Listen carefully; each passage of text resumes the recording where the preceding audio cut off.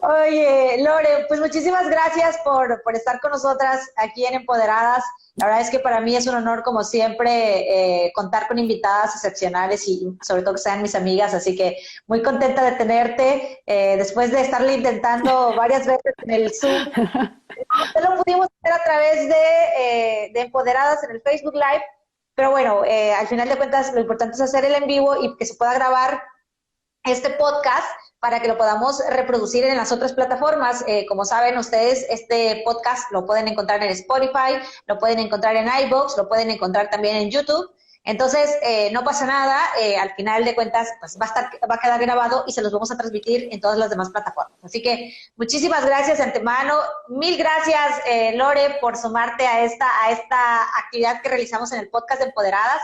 Ya eres la 15ª invitada de nuestro podcast, así que muy contentas de tenerte, de saber de ti y de poder platicar contigo de toda tu experiencia en el tema que tú muy bien manejas, que es la inclusión y el emprendimiento.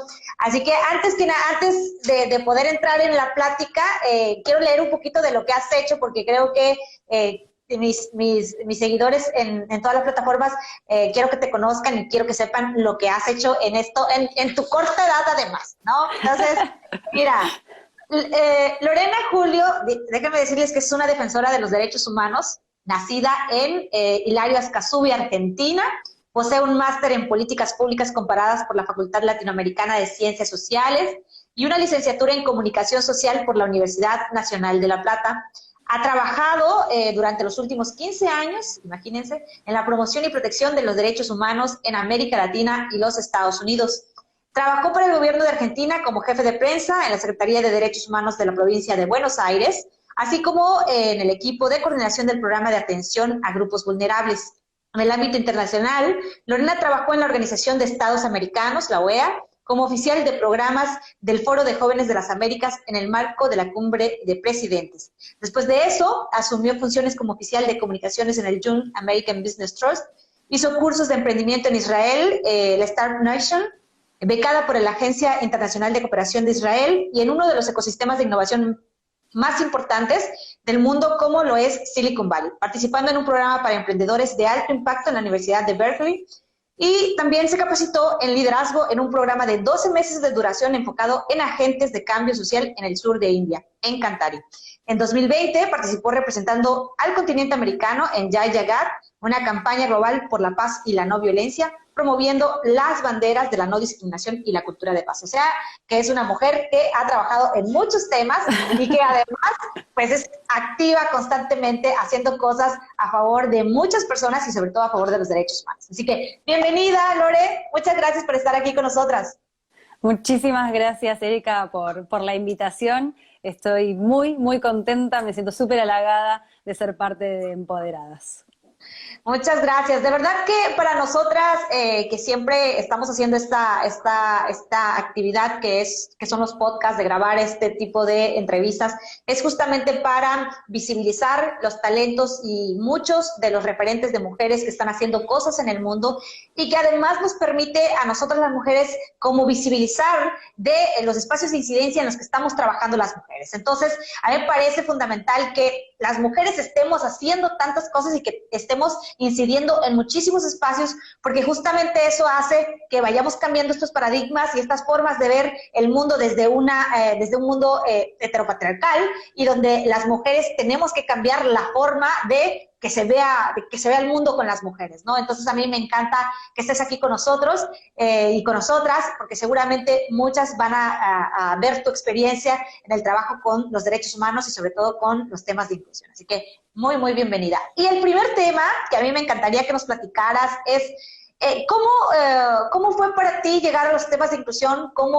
¿Por qué llegó a ti el tema de la inclusión y el emprendimiento? Sobre todo el de la inclusión, porque creo, no sé si o estoy mal, tú cuéntanos, que primero llegó la inclusión y luego el emprendimiento. A ver, cuéntanos. Sí, es así. Muchísimas gracias por la pregunta.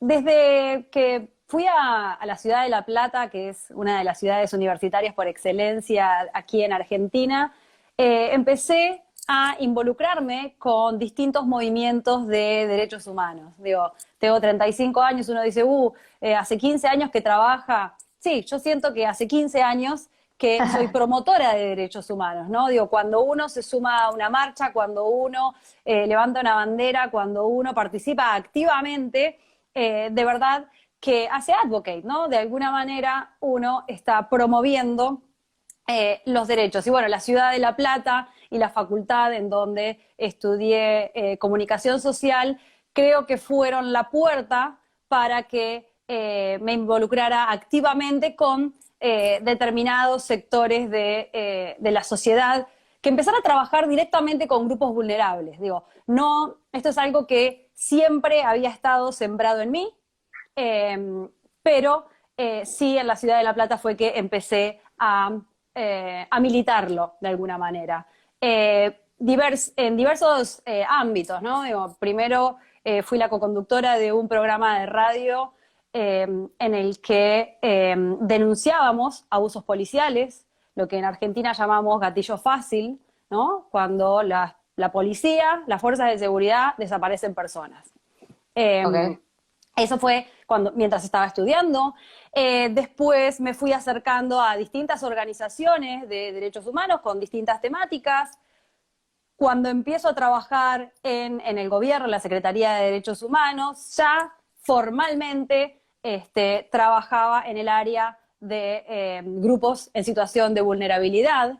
Y digo, siempre lo digo, hoy trabajo con personas con discapacidad, pero también trabajaría con niños en situación de calle, también trabajaría con refugiados, digo, con cualquier grupo o con cualquier persona que esté en situación de vulnerabilidad, definitivamente ahí voy a estar involucrada, donde haya un tema de dignidad de la persona, eso es lo que me motiva, ¿no? A trabajar. Y por eso empecé este camino de promoción y protección de derechos.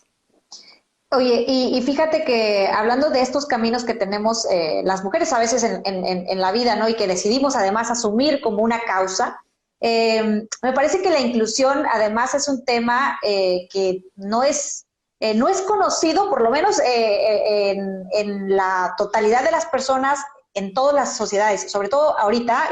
Yo he estado dando un curso justamente de inclusión y hay como todavía un tema que nos falta trabajar, que nos falta justamente transformar también la forma de cómo piensa pues la población en general en los temas de inclusión, de cómo percibe a los otros, sobre todo a las personas con algún tipo de discapacidad, y justamente qué es lo que estamos haciendo y cuál es el reto en el tema de la inclusión. A mí me gustaría que nos contaras cuál ha sido para ti las experiencias en esta materia, sobre todo en el tema de inclusión, y cómo ves los retos de la inclusión, sobre todo en las sociedades latinoamericanas, que es donde nos encontramos.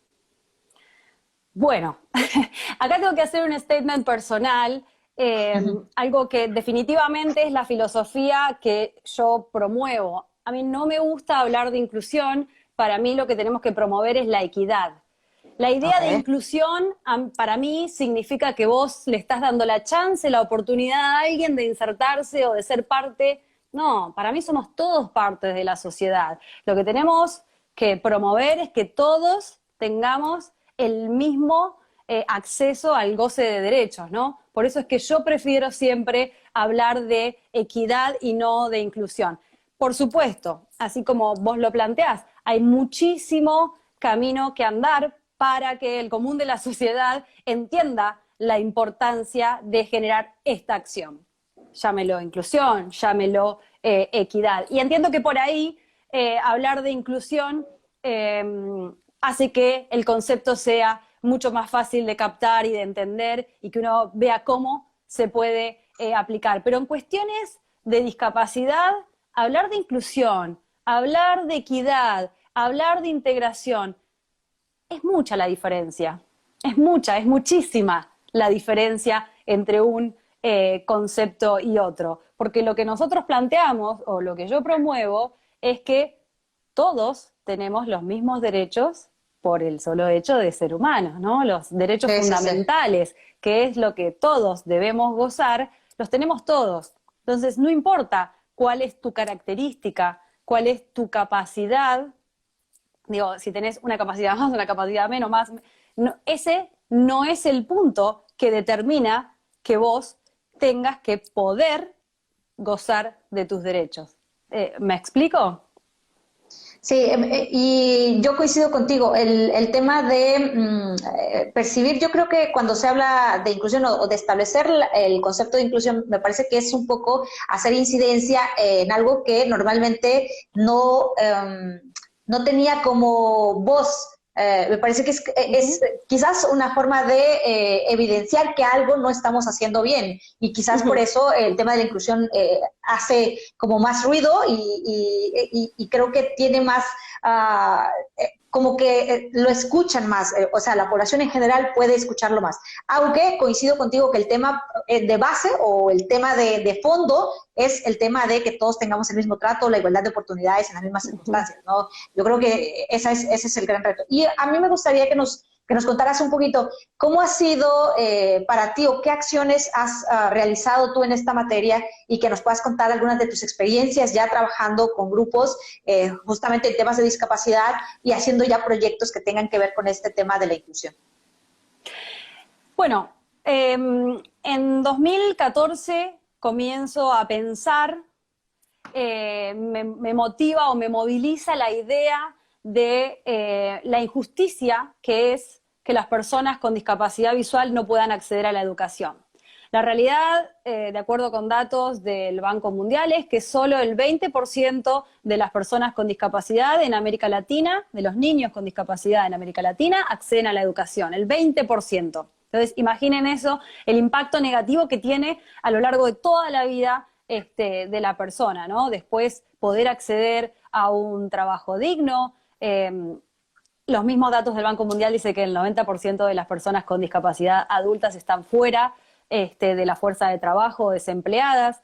Entonces, digo, allá por 2014 me moviliza esta injusticia que yo sentía, que es lo que viven las personas con discapacidad visual puntualmente, y fue por eso que decidí desarrollar como idea, como startup, como emprendimiento, un banco de audiolibros. Yo decía, ¿por qué no ponemos las nuevas tecnologías al servicio de aquellos que más necesitan, ¿no? ¿Por qué si tenemos un teléfono y lo usamos para mandar una foto de una punta a la otra del mundo en un segundo, ¿por qué no usamos esas tecnologías para promover la equidad, para promover el acceso a la educación para las personas con discapacidad visual?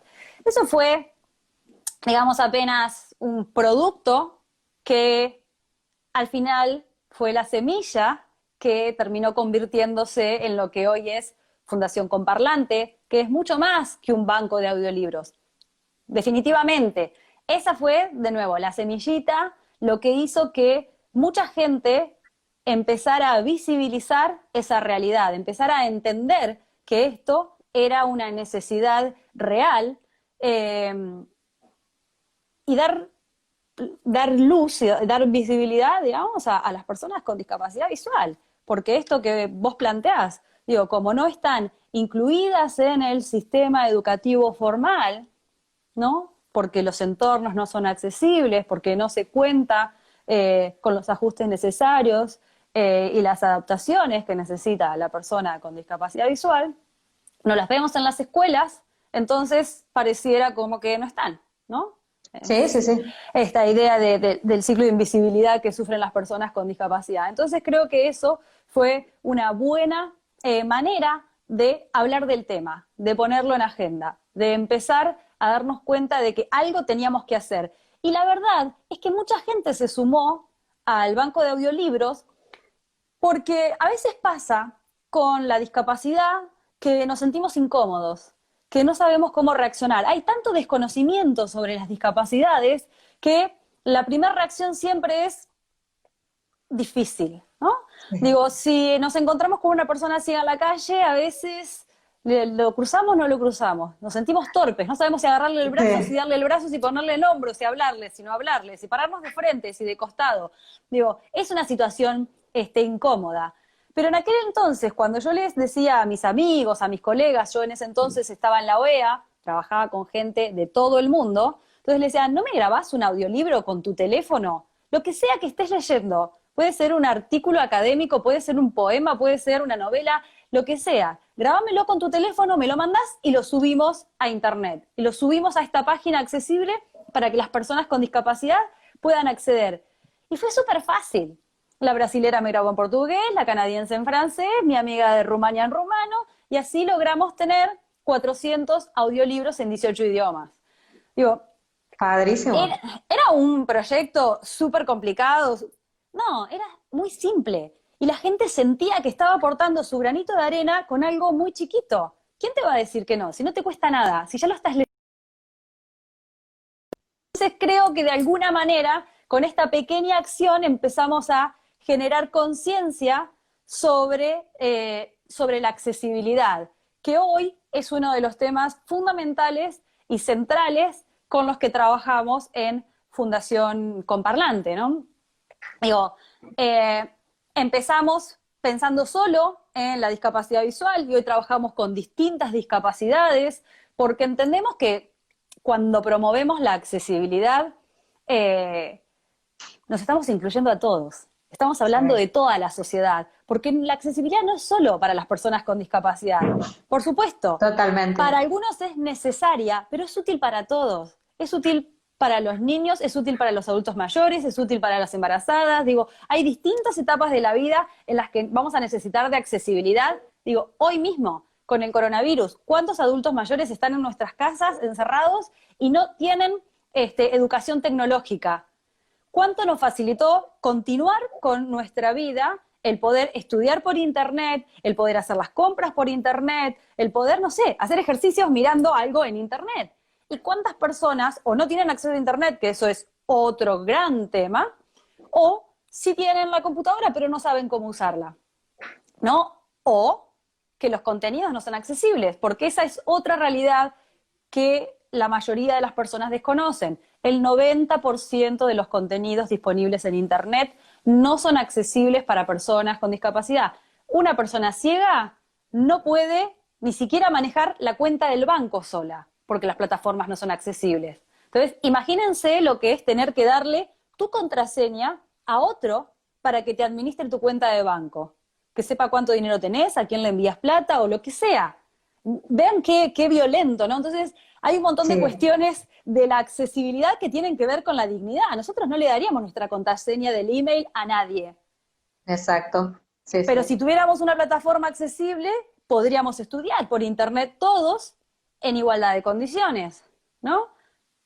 Entonces, por eso entendemos y trabajamos tan fuerte ahora en lo que es la promoción de la accesibilidad. La accesibilidad, ya les digo, es mucho más que rampas. Por supuesto que las rampas son importantes, ¿no? Porque muchas veces uno asocia solo con tener un baño adaptado o una rampa. Claro que infraestructura, sí. ¿no? La infraestructura es súper importante. Digo, hoy nosotros estamos sintiendo lo que sienten las personas usuarias de silla de ruedas que no pueden salir de sus casas porque los entornos no son accesibles. Esta angustia que nos genera el estar encerrado es lo mismo que siente el usuario de silla de rueda cuando no puede salir porque las aceras son angostas, porque las calles están todas rotas, porque los edificios públicos están llenos de escaleras y no tienen ascensores y no tienen rampas, o si tienen rampas muchas veces están mal hechas, ¿no? Con unas pendientes imposibles que hay que ser el increíble Hulk para subir y Superman para bajarla sin morir. Claro, digo, esto de la rampa, lo de la pendiente, no es un detalle menor, porque que la rampa tenga la pendiente adecuada significa que vos puedas o no moverte de manera autónoma. Y otra vez, la autonomía es dignidad. Una persona usuaria de silla de rueda que puede moverse sola, que no depende de nadie, ni de un cuidador, ni de un familiar. ¿Se entiende lo que quiero decir? Entonces, esto que pasa muchísimo, que porque pusieron la ordenanza y la gente se siente empujada, que lo tienen que hacer y lo hacen mal, digo, en estas cosas también necesitamos empatía, ¿no? Yo siempre pienso, el arquitecto que la está desarrollando, que se suba a una silla de rueda y que intente transitar, que intente, que haga, digamos, el ejercicio de la experiencia de usuario para ver si eso que creó funciona o no funciona.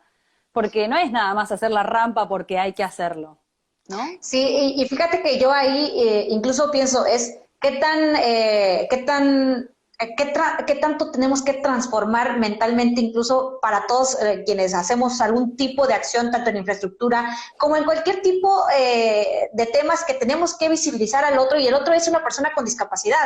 Y que si tuviéramos esa visión un poco más amplia de que somos tan diversos y que hay tanta diversidad de personas y que hay necesidades específicas que hay que atenderlas, podríamos tener un poquito de empatía, de pensar que hay personas que necesitan ciertas condiciones específicas, tanto de infraestructura como en el entorno social, que obviamente nos haría mucho más consciente y tendríamos ahora sí lo que nosotros queremos, que es la inclusión, ¿no? Donde todas y todos estamos ahí participando activamente y donde realmente hay un interés porque todas y todos disfrutemos con dignidad todos los espacios, ¿no?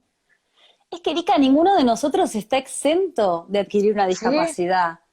Esto es muy simple, solo el 6% de las personas nacen con una discapacidad. La realidad es que la mayoría lo adquieren por un accidente o por la edad o por una enfermedad. Todos nos vamos a poner viejos, todos vamos a ver menos, vamos a caminar más lento, vamos a escuchar menos. Entonces hay que dejar de pensar que la accesibilidad es solo para el usuario de silla de rueda, es solo exacto. para la persona ciega. No, es para todos. A mí me mata de risa cada vez que la gente me dice, ay no, yo la verdad que ni lo pienso, porque como yo no tengo discapacidad y usan unos lentes así. Le digo, vos no tenés Sí, discapacidad, sacate los lentes y mandame un mensajito. Escribime un comentario si vos no tenés discapacidad. ¿Entendés? No es como exacto. que siempre somos nosotros y el otro. El otro que tiene la discapacidad, yo no. Si no tenés lentes, no podés manejar, no podés escribir, no podés hacer un montón de cosas. Dejemos de pensar que el otro es para todos, es para todos. Tarde o temprano lo vamos a necesitar. Digo, Sí. además del ejercicio de empatía, que sería maravilloso que sí pasara, es para todos. La accesibilidad es útil para todos. Sí, en algún momento u otro, al final de cuentas, la vamos a necesitar, y creo que es ahí donde, y fíjate que incluso ni siquiera es porque la necesitemos, es porque por dignidad de las personas en algún momento de nuestra vida tenemos que estar pensando en todas y todos. O sea, creo que ahí también es como, nada más porque lo necesitamos, sino, no, es porque realmente si queremos vivir en una sociedad igualitaria necesitamos pensar de manera en el que contemos todos, porque pareciera que solo cuento cuando lo necesito y no cuando realmente todas y todos debemos de estar ahí incluidos, ¿no? Entonces creo que también es un poco de que transformemos mentalmente esa visión de que solo importa mi individualidad y no la de todas y todos, ¿no? Erika, la barrera, la peor barrera a la que se ven enfrentadas las personas con discapacidad no es la infraestructura, no es la falta de acceso a la comunicación, es la actitud. La Sí, principal barrera es actitudinal, es cómo sí. el resto de las personas ven a la discapacidad. Sí, lo creo, totalmente, totalmente. Y además, como tú lo decías hace unos momentos, también es falta de desconocimiento, también es el poco acceso, y no sé si es, y ahí si quieres tú me comentas, es porque no tengo un interés de saber de los temas, o simplemente estoy ajeno a los temas y no me interesa involucrarme. No sé, tú nos puedes comentar un poquito de eso, pero yo creo que hay mucho de lo que a veces no desconocemos totalmente y no sabemos ni cómo actuar, como tú lo decías hace ratos, ¿no? Yo creo que en esto un componente muy importante es, es la realidad que viven las personas con discapacidad, lo que decía yo hoy, este ciclo de invisibilidad. Es muy difícil promover la empatía cuando no los vemos, ¿no? Cuando, si no tenemos un caso en nuestra familia, ¿no? Una persona con síndrome de Down, un adulto mayor, ¿no? Hasta que no estoy embarazada no me doy cuenta de las rampas, ¿no? Del carrito, hasta que no tengo que Sí, empujar el carrito, no me doy cuenta de qué importantes que son las rampas. Entonces, yo creo que tiene que ver con este ciclo de invisibilidad, que lo resumo en tres líneas. Básicamente, porque los entornos no son accesibles, muchas personas con discapacidad permanecen en sus casas. Como no los vemos, no parecen que fueran parte de nuestra comunidad, ¿no? Si no los vemos, no es mi vecino, no lo veo, entonces no representan un problema social, no logran nunca estar en la agenda de gobierno.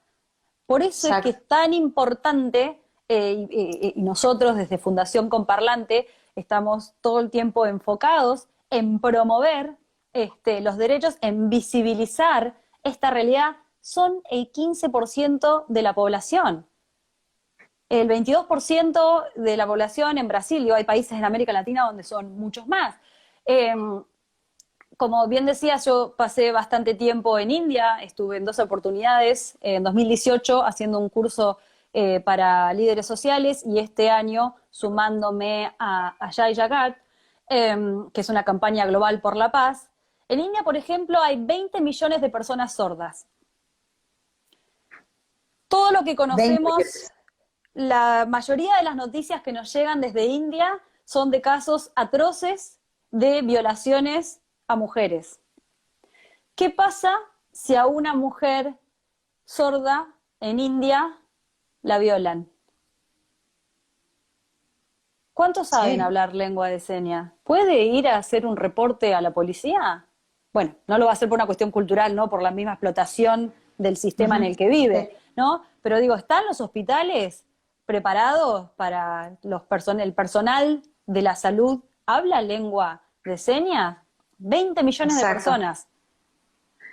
Y cada vez que yo hacía este comentario en las reuniones, digo, este año tuve oportunidad de dar varias charlas a mujeres, a niñas, ¿no? Sobre este tema, que claro, siempre es bastante complicado porque uno viene con toda su carga cultural occidental a hablar de empoderamiento a una comunidad, una sociedad que es totalmente distinta, que tiene otros valores, pero el abuso es abuso acá y allá. Sí. Y bueno, este era un tema como, claro, son un montón de mujeres, ¿no? Es un montón de gente que no vemos. Sí, que no visibilizamos, como bien lo dices. Y fíjate, hablando del número de personas con discapacidad, en México somos 7 millones. 7 millones de personas con discapacidad que hay en México y volvemos al tema de incluso de manera en el que el Estado es el encargado de hacer políticas públicas, proyectos en materia de acceso para las personas con discapacidad, pues realmente son muy escasas. Incluso en esta época de pandemia, justamente muy pocos programas que tienen que ver con la atención al grupo en situación de vulnerabilidad, específicamente las personas con discapacidad, de todos los tipos de discapacidades, que tener que adaptar todo un sistema de salud. Imagínate que tiene que saber en qué le pasa a una persona con discapacidad que le puede dar también COVID, ¿no? O sea, cómo atenderlo, cómo atender el caso específicamente cuando no se puede comunicar, cuando necesita un tipo de acceso específico en los hospitales y no se tengan en esos hospitales, o que incluso no se tenga presupuesto para la atención justo de personas con discapacidad. Me parece que tenemos un reto importantísimo en el tema del Estado, de la autoridad encargada de resolver las necesidades básicas de las personas en general, ¿no? Sí.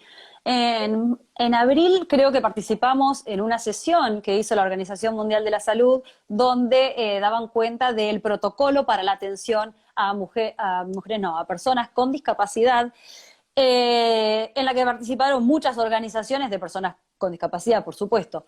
Y una de las denuncias que aparecieron era en Chile, recuerdo, que denunciaban que había como una selección en la prioridad de atención a pacientes y los pacientes, las personas con discapacidad eran incluidas. Entonces, imagínense eso. No solo no tenían el trato adecuado, sino que estaban sufriendo una doble vulneración por parte de los efectores de la salud. Es muy, muy complicado, es muy complicado.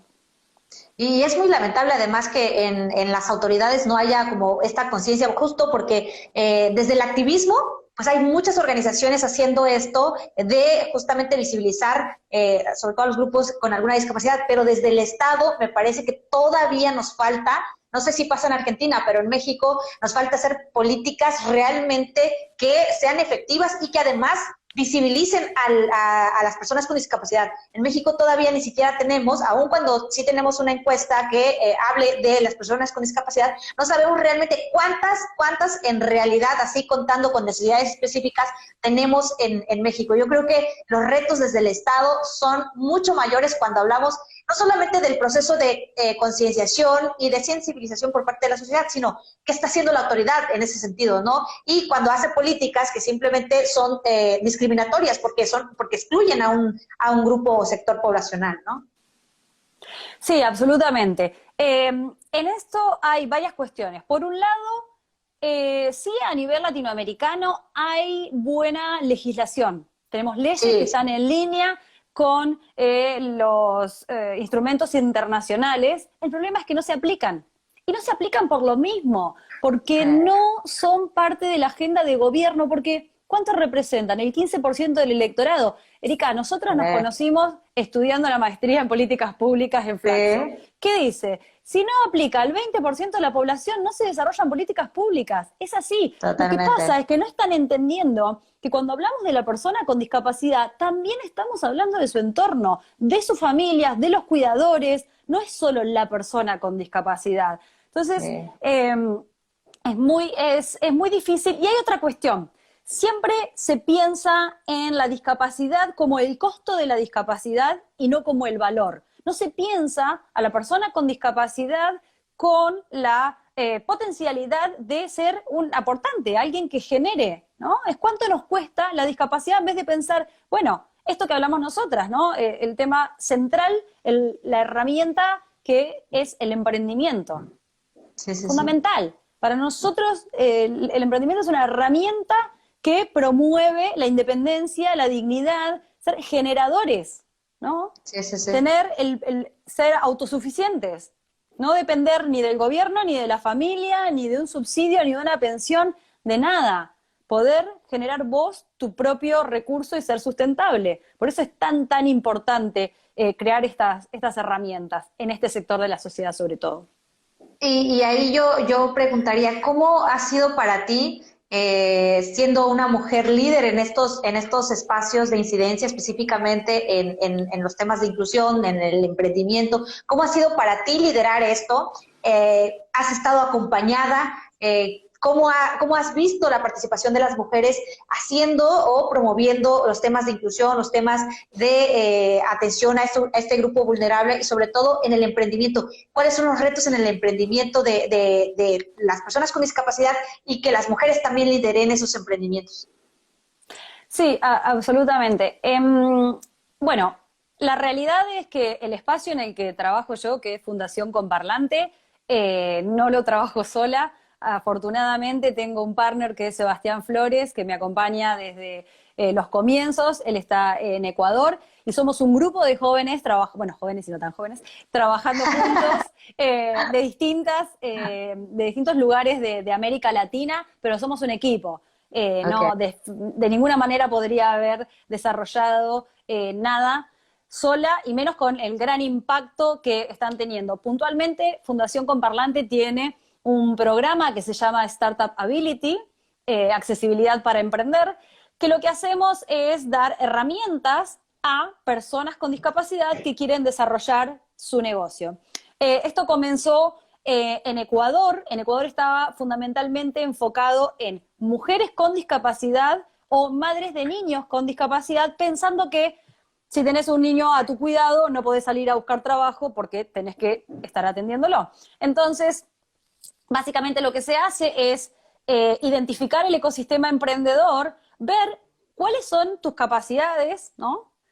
Esto es algo muy importante que trabajamos en la Fundación, casi como una máxima. Nosotros nos enfocamos en lo que podés hacer en todo lo que sos, no en la discapacidad, que es algo que siempre pasa con las personas con discapacidad. Hay una característica que es la que te define. No. Si al resto de nosotros no nos define una característica, ¿por qué con las personas con discapacidad siempre pasa eso? Bueno, nosotros al revés. Miramos qué es lo que podés hacer y aparte, ¿qué te gusta? Porque no porque falte un kiosco vas a tener que poner un kiosco, ¿no? Empezar a balancear eso también. Tu capacidad, el ecosistema emprendedor y qué es lo que te gusta. hoy la verdad es que ese programa ha tenido un salto exponencial por el coronavirus. Es una realidad. Digo, yo escucho a muchas personas que dicen, es un año perdido. A mí me angustia terriblemente, porque para nosotros es un año ganado y muy ganado. Este programa es un ejemplo. Estamos llegando a países que no lo hubiéramos pensado jamás. Todos los miércoles tenemos nuestras sesiones a las 7:30 de la tarde, hora Argentina, eso son las 5:30 hora México. Todos los miércoles ofrecemos estas sesiones vía Zoom también, donde personas con discapacidad participan, donde traemos expertos, personas con discapacidad, personas sin discapacidad, o sea, lo importante son las herramientas que comparten. Y la verdad es que estamos teniendo una llegada impresionante. Siempre, todos los miércoles tenemos gente de Colombia, de Chile, de Perú, de México, de un montón de países. Y antes era un programa que solo desarrollábamos en Ecuador.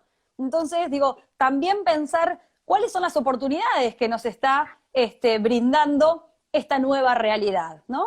¿Podemos quedarnos enojados pataleando o podemos innovar? Bueno, tocó esto y la verdad es que está funcionando. Está funcionando muy bien, estamos llegando a la gente. Tenemos ponentes súper interesantes. La semana que viene tenemos a Adis Osuna, que es una referente en turismo accesible a nivel latinoamericano. Ella es de República Dominicana. El otro miércoles tenemos a Luis Casado, él es de España, el creador de Fundación Ideas, es reconocido a nivel internacional en cuanto a marketing inclusivo. Digo, estamos llegando a esa gente. ¿Cuándo hubiéramos traído a alguien de España a que diera una conferencia?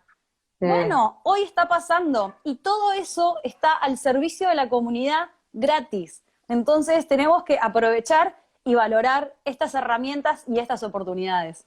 Y yo creo que no se hubiesen dado en otra condición, ¿eh? O sea, realmente hoy, justo lo platicaba con nuestra anterior invitada, que las herramientas tecnológicas en este momento nos han acercado muchísimo a cosas que no, y sobre todo a personas que jamás habíamos imaginado tener de manera accesible, ¿no? Y que pudiéramos tener la oportunidad de platicar con ellas, pues la verdad es que no ha sido posible. Y además también nos ha acercado, a pesar de la distancia, así como lo estamos haciendo tú y yo ahora, ¿no? Tú en Argentina y yo aquí en México, imagínate. Claro. Que en otro momento jamás tampoco hubiésemos hecho un envío, porque tampoco hubiésemos pensado que era una prioridad, ¿no? Claro. Mira, nosotros acabamos de cerrar el 31 de julio un programa que se llama Mi Mundo, Mi Manera, fue la segunda edición, es un concurso literario para niños. En la primera edición, que fue bastante exitosa, participaron chicos de 5 países. En esta segunda edición participaron chicos de 14 países. ¡Wow!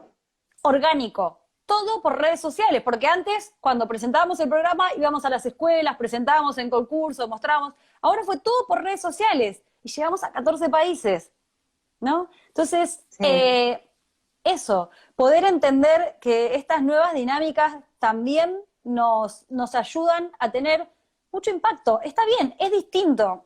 No se trabajó con las escuelas, se trabajó con los padres, ¿no? Hay que ir ajustándose, pero nada, ver el lado desde donde podemos crecer, crear, innovar y desarrollar más herramientas, ¿no? Para esto, para mejorar la calidad de vida de las personas con discapacidad. Ese siempre es el objetivo. Padrísimo, padrísimo. Y sobre todo lograr los derechos de todas y de todos en cualquier condición, ¿no? Creo que eso es lo más importante, ¿no? Que todos podamos, de que realmente podamos hablar de una sociedad igualitaria donde todos realmente tengamos los mismos derechos, donde efectivamente tengamos los mismos derechos, porque normativamente los tenemos, ¿no? Pero realmente materializados es como ese gran trecho que nos falta recorrer. Y bueno, ya entrando a esta última etapa de la conversación en esta entrevista, mi querida Lore, me gustaría que nos platicaras un poquito de quiénes han sido tus ancestras, tus referentes para hacer lo que haces al día de hoy, para hacer todo este trabajo con personas con discapacidad. ¿Quiénes han sido para ti esos referentes, ya sea los cercanos o los lejanos o las lejanas, pero que nos puedas comentar y cómo ha sido tu historia de vida en eso?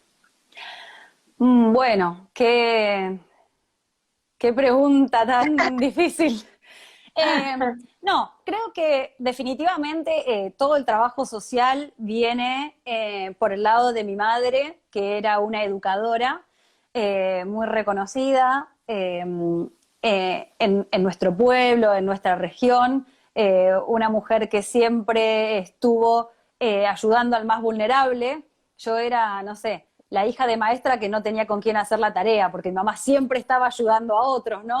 Eh, y por eso creo que hoy muchos la recuerdan y eso me da mucho orgullo, siempre decir que eso, que mamé una cuna muy solidaria y que por eso creo Padrísimo. que soy lo que soy hoy. Y bueno, y después, por supuesto que las convicciones, esto que yo te decía, yo llegué a la ciudad de La Plata en el mes de febrero y en marzo estaba en la primer movilización atrás de la bandera de las abuelas de Plaza de Mayo, ¿no? Que son íconos en Argentina respecto a las luchas populares, ¿no?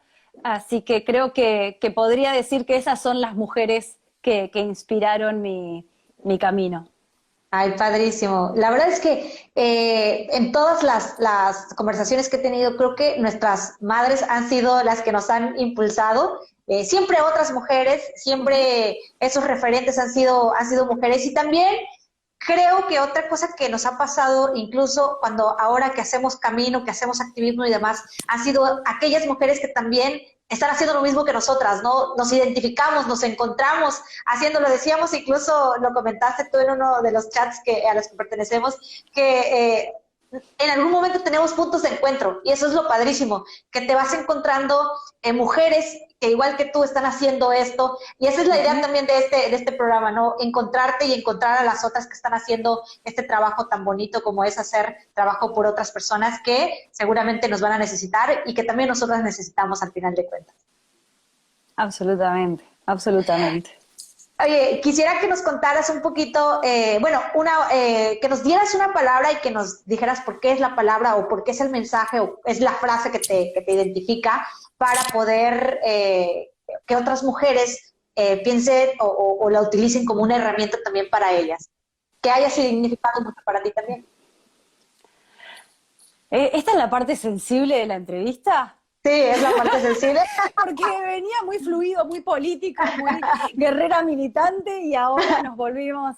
Eh, no sé, yo creo que el mensaje que me interesa dejar siempre es valorar la diversidad, ¿no? Empezar a ver la diversidad como un valor, dejar de tenerle miedo a eso que no conocemos, a eso que es parte de nuestra sociedad, ¿no? Eso es lo que somos, un crisol. Entonces, mi frase final sería eso, cuando algo nos dé miedo porque es distinto, al revés, valoremos esa diversidad. Ay, qué padrísimo, de verdad coincido. Yo también creo que incluso nos falta trabajar mucho en eso de concebirnos como diversos, es en la diversidad tan padrísima que somos y que somos de distintas culturas y que hemos estado construidos históricamente por contextos totalmente diferentes y que a pesar de todo eso logramos coincidir. A pesar de todo eso logramos estar en algún momento o un punto en el que exacto, hacemos puntos de encuentro, ¿no? Entonces a mí me encanta porque justo en esa diversidad, en ese momento de encontrarnos, ahí estamos muchas personas y que creo que si hubieran más personas haciendo esto que haces y que hubieran más mujeres también incidiendo en estos espacios que es justamente hacer el trabajo con personas con discapacidad, yo creo que el mundo lo tendríamos un poquito diferente. Así que muchísimas gracias de verdad por esto. Y ya nada más para cerrar, ¿cómo ha sido para ti liderar programas de esto como el de Comparlante y también un poquito, porque nos quedan unos minutos, que nos platicaras del proyecto Incluyes, de la aplicación, porque eso no lo habíamos platicado, entonces me gustaría que nos platicaras un poquito de eso, para que lo conozcan también quienes nos siguen y que nos dieras esta herramienta tan importante que tienes a la mano. Claro que sí, muchísimas gracias. Bueno, vamos de atrás para adelante que creo que es lo más fácil. Incluyes es una plataforma, hoy te decía, estamos en cuarentena, queremos comprar online, pero la realidad es que los sitios no son accesibles para personas con discapacidad. Amazon, Mercado Libre, todas las plataformas donde hacemos compras no son accesibles. Una persona ciega no puede comprar de manera independiente. Fue por eso que desarrollamos Incluyes. Es eso, un marketplace de productos y servicios pensado para las personas con discapacidad. Lo único que vinimos a hacer nosotros es fungir como puente. Ya existen todos esos productos, hay mucha gente que está desarrollando productos accesibles o no, digamos, ortopedia, pero también lo que queríamos era ofrecer oportunidades de ocio, de goce. Por ejemplo, en Argentina existe parapente adaptado. Una persona usuaria de silla de ruedas puede hacer parapente de manera independiente. Padrísimo. Existe, ya está y es gratis. Lo único que faltaba era conectar esa oportunidad con el usuario de silla de ruedas que por ahí no sabía que eso existía y que era gratis y que se podía disfrutar y aprovechar. En Argentina también está buceo adaptado, que se llama Buceo Sin Barreras. Bueno, ellos ofrecen esta oportunidad de usuario de silla de ruedas, persona con discapacidad visual, con distintas discapacidades motrices, pueden bucear. Ya existe, pero de nuevo, esa información muchas veces no se conectaba en esas oportunidades. Que encontrábamos páginas de ortopedia, que es necesario, pero muchas veces ni siquiera era accesible la página donde pudieran contactar. O sea, te repito, el 90% de los sitios de Internet disponibles, de los contenidos en Internet, no son accesibles. Ni siquiera lo que decías hoy, ni siquiera las páginas de gobierno, donde se ofrece información para ciegos, no es accesible la página. O sea, es el colmo de los colmos. Aparte es violento. O sea, que ni siquiera las páginas de gobierno sean accesibles. Entonces, bueno, volviendo a las oportunidades, eso. Incluyes es una plataforma que la desarrollamos con nuestro equipo que está en Chile, está activa en Chile y la idea es expandirla a toda América Latina para que haya productos. Si ustedes entran ahora en www.incluyes.com, van a ver, pero los productos que están hoy cargados son en su mayoría de Chile. La idea es poder expandir esta plataforma a nivel latinoamericano. Pero es necesario. Hoy, si tuviéramos la página activa en todos nuestros países, la verdad es que muchas personas con discapacidad podrían estar comprando o adquiriendo estos servicios, o sea, productos y servicios, desde sus casas. Tan necesario en este entorno de pandemia, ¿no? En esta situación de pandemia. Sí, me parece que además me parece una herramienta interesantísima. Yo la estuve revisando, estuve checando cómo estaba establecida la plataforma y me parece una plataforma bastante accesible, que rápidamente puedes encontrar los productos y tú pones como usuario, incluso te puedes poner como cliente o como una persona que quiere vender algún producto, también te puedes registrar. Y eso me pareció muy interesante, ¿no? Porque tiene todo este caminito, esa ruta, donde el cliente y el usuario o el vendedor de algún producto puede estar o acceder rápidamente a esta plataforma. Entonces, la verdad es que yo creo que es un buen emprendimiento, me encantó. No sabía que solo estaba en Chile, pensé que estaba también en Argentina, pero bueno, ojalá y sí pueda replicarse en otros países de Latinoamérica. Me parece que es un excelente emprendimiento. Además, lo que yo creo es que de alguna manera, a ver, ¿cómo decirlo? Contagia. Si vos entras en la página y ves que hay yoga para personas con discapacidad visual, decís, ¿por qué no hacerlo acá? Si yo soy profe de yoga, ¿qué tendría que hacer para adaptar mi práctica? ¿Cómo puedo yo ofrecer un servicio que sea accesible? Pensemos en esto, ¿no? O sea, corrámonos de esta idea de la persona con discapacidad que busca caridad. Al revés, la persona con discapacidad es una persona que consume. Alguien que puede ser mi cliente, que yo le puedo vender un producto o un servicio.